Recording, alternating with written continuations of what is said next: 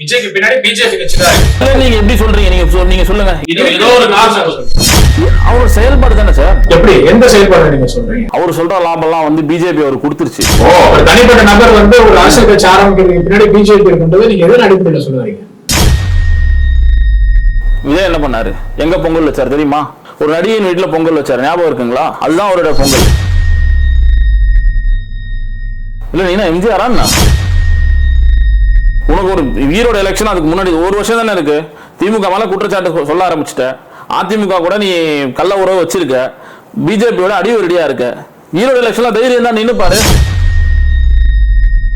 சீமான் அவர்களுடைய கட்சி கூடாரம் வந்து பாத்தீங்கன்னா கூண்டோட காலி ஆயிட்டு அதுக்கு பின்னாடி வந்து பாத்தீங்கன்னா திமுக அரசு தான் இருக்கு அப்படின்ற மாதிரி ஒரு குற்றச்சாட்டு முன்வைக்கிறாங்க. அது எப்படி பாக்குறீங்க? காவேரி இஷ்யூ அப்போ விக்னேஷ் ஒருத்தர் இறந்தாரு, ஞாபகம் இருக்குங்களா? அவருக்காக சீமான் என்ன பண்ணிருக்காரு பகிரங்கமா சொல்லுங்க பார்க்கலாம். வணக்கம் சார். வணக்கம். விஜய் வந்து பாத்தீங்கன்னா திமுக அரசு மீது குற்றச்சாட்டு வைக்கிறார். பரந்தூர் விமான நிலையத்துக்கு பின்னாடி திமுக அரசுக்கு மிகப்பெரிய லாபம் இருக்கு அப்படின்ற மாதிரி சொல்லியிருக்காரு. அவர் சொல்ற லாபம் எல்லாம் வந்து பிஜேபி அவர் கொடுத்துருச்சு. அந்த லாபத்தை வச்சு அவர் இப்போ வந்து முதலீடா போயிட்டு இருக்காரு. அதை தாண்டி அங்க பரந்தூர்ல அவர் பண்ணது வெறும் பொலிட்டிக்கல் ஸ்டண்ட் தான். காரணம், மக்கள் யாரும் அவர் பின்னாடி இல்லை. நீங்க ஒரே ஒரு வீடியோ கூட நீங்க மக்கள் நிக்கிறாங்க ஒரு பின்னாடி நீங்க காட்டவே முடியாது. வெறும் ஒரு கட்சி நிர்வாகிகளும் கட்சி தொண்டர்கள் உற்சாகப்படுத்தி அதை ஒரு உற்சாகப்படுத்திட்டார். நேற்று அதை பயன்படுத்திக்கிட்டாருன்னா சொல்லுவேன். காரணம், இது வரைக்கும் மக்களுக்காக என்ன பண்ணிருக்காங்க? பரந்தூரை விட்டுருங்க சார்.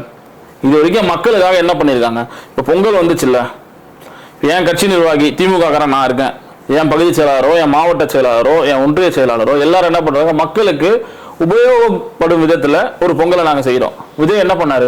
இல்ல அவங்க நிர்வாகிகள் சில விஷயங்களை பண்ணிட்டு தான் சார் இருக்காங்க. விஜய் என்ன பண்ணாரு? எங்க பொங்கல் வச்சாரு தெரியும்? சொல்லுங்க. ஒரு நடிகையின் வீட்டுல பொங்கல் வச்சாரு, ஞாபகம் இருக்குங்களா? அதுதான் அவரோட பொங்கல். மக்களுக்காக எதனா செஞ்சாரா? எங்க முதல்வர் களத்துல இருக்காரு, எங்க துணை முதல்வர் களத்துல இருக்காங்க, அமைச்சர் பெருமக்கள் களத்துல இருக்காங்க, மாவட்ட செயலர் ஒன்று எல்லாரும் களத்துல இருக்காங்க. ஒரு பொங்கல் ஒரு பொங்கல் சார், இது ஒரு விழா. நாங்க மக்களை மேம்படுத்துறதுக்காக நாங்க இங்க இருக்கோம். நீ எங்க இருக்குன்றது இதுல தெரியுதுல்ல. வெள்ளம் வந்துச்சுல்ல, வெள்ளத்தை பத்தி பேசுறீங்கல்ல. துணை முதல்வர் வந்து எல்லாருமே களத்துல இருக்கும். நீங்க எங்க இருந்தீங்க? பனையூர் விட்டு வெளியே வந்தீங்களா? பாதிக்கப்பட்டவனை பனையூர்ல கூப்பிட்டு நிவாரணம் கொடுத்த ஒரே ஒர்க் ஃப்ரம் ஹோம் பொலிட்டிஷியன் தமிழ்நாட்டில் பாக்குறது இதுதான் ஃபர்ஸ்ட். பாக்குறதே ஆச்சரியமா இருக்கு. விஜய் வந்து பாத்தீங்கன்னா ஒரு அரசியல் பிரமுகம், ஒரு வெளில ஒரு மொழி வந்து ஒரு செல்வாக்கு அதிகமாயிடும். நீங்க பெரிய எம்ஜிஆர் நீங்க இல்ல நீங்க எம்ஜிஆரா? என்ன மக்கள் இப்ப ஓட்டு எப்படி கேட்பீங்க? வீட்டுல இருந்தே கேட்டுருவீங்களா? இப்போ எலெக்ஷன் வருது, 2026 வருவேன்னு சொல்லியிருக்காரு. அப்ப எப்படி ஓட்டு வீட்டுல இருந்தே கேட்டுருவீங்களா? வர மாட்டீங்களா? இப்போ பொது வெளியில வந்தா மக்களோட எல்லாருக்கும் வரும் சார். ஒரு இடத்துல ஒரு ஆபாச நடிகை நிக்க வச்சா ஒரு கூட்டம் வரும். கரெக்டுங்களா? அதெல்லாம் அரசியலுக்கு நீ கடத்துல வந்துட்டா களத்துல நிக்கணும். சும்மா நீ வந்து வீட்டுல இருந்தே பாலிடிக்ஸ் பண்ணணும் முடியாது. அனுமதிக்கு சார். இப்போ சாதாரண ஒரு ஒன்றிய செயலாளர், ஒரு பகுதி செயலாளர், ஒரு மாவட்ட, ஒரு எம்எல்ஏ ஒரு கூட்டம் நடத்தணும்னா கூட ப்ராப்பரா நீ கைடன்ஸ் வாங்கிட்டு பர்மிஷன் வாங்கிட்டு தான் நடத்தணும். இன்னைக்கு ஒரு கட்சியினுடைய தலைவர்னு சொல்ற, நீ இத்தனை கோடி உறுப்பினர்களை வச்சிருக்கன்னு சொல்ற, அப்படி பர்மிஷன் வாங்கிட்டு தானே செய்யணும். பர்மிஷன் தரல இல்ல சார். யார் தரலன்னு சொன்னது? இந்த பரந்தூருக்கு பர்மிஷன் கொடுத்தாங்களே, நீ அதை கரெக்டா ஃபாலோ பண்ணலன்னு சொல்றோம். ஒரு இடத்த ஒரு மண்டபத்தை நீ கேட்கிற, அந்த மண்டபத்துக்கு போனியா? ஃபர்ஸ்ட் ஓபன் வேன்ல நீ பிரச்சாரத்தை தானே பண்ணிட்டு போயிருக்க. நீ கைடன்ஸ் நீ ஃபாலோ பண்ணலன்னு நாங்க சொல்றோம். ஒழுங்கான முறையில் அவர் வந்து செயல்பட பண்ணலையே. அவர் கேட்டது ஒண்ணு, அவர் நடந்துகிட்டது ஒண்ணு சார். அவருக்கு அரசியலுக்கும் அவர் உன்னமும் படத்துல நடிக்கிறதா உன்னமும் அரசியல்ல அவர் நடிச்சுக்கிட்டு தான் இருக்காருன்னு சொல்றாரு. எழுதி கொடுத்த ஸ்கிரிப்ட் அவர் ஒழுங்கா படிச்சாரா? நேற்று எழுதி கொடுத்துருக்காங்க, ஒரு ஸ்கிரிப்ட் கொடுத்துருக்காங்க, ஒழுங்கா படிச்சாரா? அதே படி அதுலயே அவ்வளவு பிழை, தமிழ் பிழையே அவ்வளவு இருக்கு அதுல.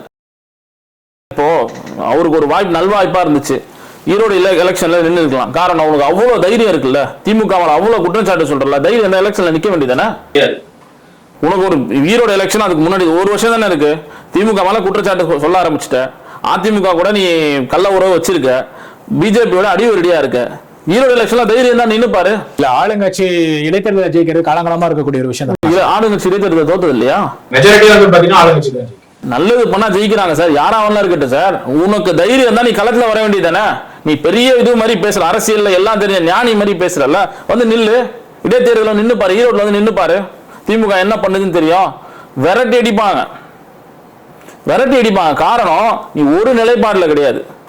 உன்னோட கொள்கை தலைவரா ஐயா அம்பேத்கரை சொன்ன உன்னோட கொள்கை தலைவரா ஐயா பெரியார சொன்னேன். பெரியாரை பத்தி அவ்வளோ கேவலமான விமர்சனங்களை திரு சீமான் வச்சாரு. உன்னோட அதுக்கு பதில் என்ன? ஒரே ஒரு அறிக்கை, ஒரே ஒரு எதிர்ப்பு, ஒரு நிலைப்பாடுல நீ சரியா இல்லைன்னு சொல்ல வர. கொள்கை தலைவரா நீ ஒருத்தர் அறிவிச்சிருக்க, அவரை இன்னொரு கட்சி தலைவர் எவ்வளவு கீழ்த்தரமா விமர்சிக்க முடியும் விமர்சிக்கிறாரு. அதை கூட எதிர்த்து உன்னால ஒரு அறிக்கையை கூட கொடுக்க முடியலன்னா நீ அப்புறம் என்ன தலைவர்? உனக்கு என்ன கொள்கை உறுதி இருக்கு? உனக்கு என்ன செயல்பாடு இருக்கு? நீங்க சொல்லுங்க. கொள்கை தலைவர் என் அப்பா மாதிரி கட்சியினுடைய கொள்கை தலைவர் நீ தானே மாநாடு அறிவிச்சீங்க. அப்புறம் அவரை ஒருத்தர் அவ்வளவு கீழ்த்தரமா பேசும்போது நீங்க எப்படி அனுமதிக்கிறீங்க? ஒரு அறிக்கை, கண்டன அறிக்கை கூட வெளியே வரலையே, அவரை எதிர்த்து கூட ஒரு அறிக்கை வெளியே வரலையே. அப்ப விஜய் ஒரு அறிக்கை கொடுக்கறதுக்கு பின்னாடி ஒரு டீம் ஒண்ணு இருக்கு இல்லீங்களா? அவரே அவரோட கண்ட்ரோல்ல இல்ல. இன்னும் கொஞ்ச நாள்ல சாயம் வெளுத்துறோம். இதை கொண்டு வந்து இப்ப பரந்தூர் விஷயத்திலேயே கொண்டு வந்தது ஒன்றிய அரசு. ஒன்றிய அரசை பத்தி அந்த அவர் போன இடத்துல ஒரு 10-15 நிமிஷம் பேசுறதுல ஒன்றிய அரசை பத்தி நான் அவங்களை எதிர்க்கிறேன் அப்படின்னு ஒரு வார்த்தை என்ன சொன்னாரா? அவங்க பண்ணது தப்புன்னு சொன்னாரா? ஏன் சொல்ல மாட்டேற? ஏன் சொல்றதுக்கு தைரியம் இல்ல? ஏன்னா உனக்கு பின்னாடி பிஜேபி தான் இருக்குன்றது இன்னும் கொஞ்ச நாள் அந்த சாயம் வெளுத்துரும் நாங்க சொல்ல வரோம். விஜய்க்கு பின்னாடி பிஜேபி கட்சி தான் இருக்கு. இல்ல, நீங்க எப்படி சொல்றீங்க? நீங்க சொல்லுங்க. அவரோட செயல்பாடு தானே சார். எப்படி, எந்த செயல்பாடு நீங்க சொல்றீங்க? ஒரு தனிப்பட்ட நபர் ஒரு அரசியல் கட்சி ஆரம்பிக்கிறதுக்கு பின்னாடி பிஜேபி இருக்குன்றது நீங்க எதன் அடிப்படையில் சொல்லுவீங்க? ஐயா அம்பேத்கரை பத்தி நாடாளுமன்றத்துல திரு அமித்ஷா அவர்கள் தரைகவா பேசியிருந்தாங்க. விஜய் ஒரு அறிக்கை கொடுத்திருந்தார், உங்களுக்கு தெரியும். அது பேசுனது தப்புன்னு சொன்னாரா? அமித்ஷா பேசுனது தப்புன்னு சொன்னாரா? அமித்ஷான்ற வார்த்தையை அவர் பயன்படுத்தினாரா? ஃபர்ஸ்ட் அவங்களை எதிர்க்கிறது துணிவு இருக்கா? இதே தமிழகத்தில் இருக்க எல்லா கட்சியும், இதர கட்சி, சின்ன கட்சியில இருந்து லெட்டர் பேட் கட்சி நீங்க சொல்லுவீங்க உங்க பாஷையில, பொலிட்டிக்கல் பாஷையில, அவங்க கூட அதை எதிர்த்தாங்க. ஒரு தலித் மக்கள் கடவுளா கும்பிடுறாங்க. நீங்க அவரை ஏதோ போட்டோவா ஃப்ரேமா மட்டும் போட்டா பத்தாது சார். நீங்க அவரை அவ்வளவு கீழ்த்தரமா பேசுறாரு ஒருத்தர், அமித்ஷா அமைச்சர். நீங்க அவரை எதிர்த்து ஒரே ஒரு குரல் கொடுத்தீங்களா? ஒரு அறிக்கை கொடுத்தீங்களா? அது கொடுக்கறதுக்கு உங்களுக்கு துப்பு இல்லை. ஏன்னா அவருதான் உங்க ஓனர், பிஜேபி தான் ஓனர், அமித்ஷா தான் இவரோட ஓனர்னு சொல்ல வரேன். அவரை எதிர்த்து நீ ஒரு வார்த்தை குரல் கொடுக்கலையே. நான் எப்படி உன்னை நம்புவேன்? மக்கள் எப்படி நம்புவாங்க? நான் என்ன சொல்லல, தமிழக மக்கள் எல்லாத்தையும் பார்த்துட்டு தான் சார் இருக்காங்க. விஜய் போன்ற ஆட்கள் இது இவங்க நான் நேற்று சொன்ன மாதிரி கள்ள நாடகம் ஆடுறாரு பாருங்க. இதை மக்கள் புரிஞ்சுப்பாங்க. இது கொஞ்சம் கொஞ்சமா சாயம் வெளுத்துருன்னு சொல்ல வரேன். அப்ப விஜய்க்கு பின்னாடி பிஜேபி தான் இருக்கு, ஆர்எஸ்எஸ் பிஜேபி தான் இருக்குன்னு ஆணித்தரமா சொல்றேன்.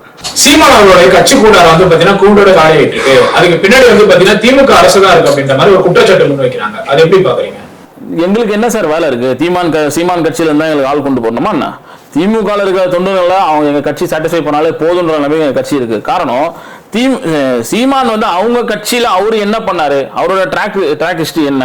பெரியாருன்னாரு, ஈழ தமிழர்கள் சொன்னாரு, முப்பாட்டன் முருகன் சொன்னாரு. இப்ப எங்க நிக்கிறாரு? காவேரி இஷ்யூ அப்போ விக்னேஷ் ஒருத்தர் இறந்தாரு, ஞாபகம் இருக்குங்களா? ஆமா சார்.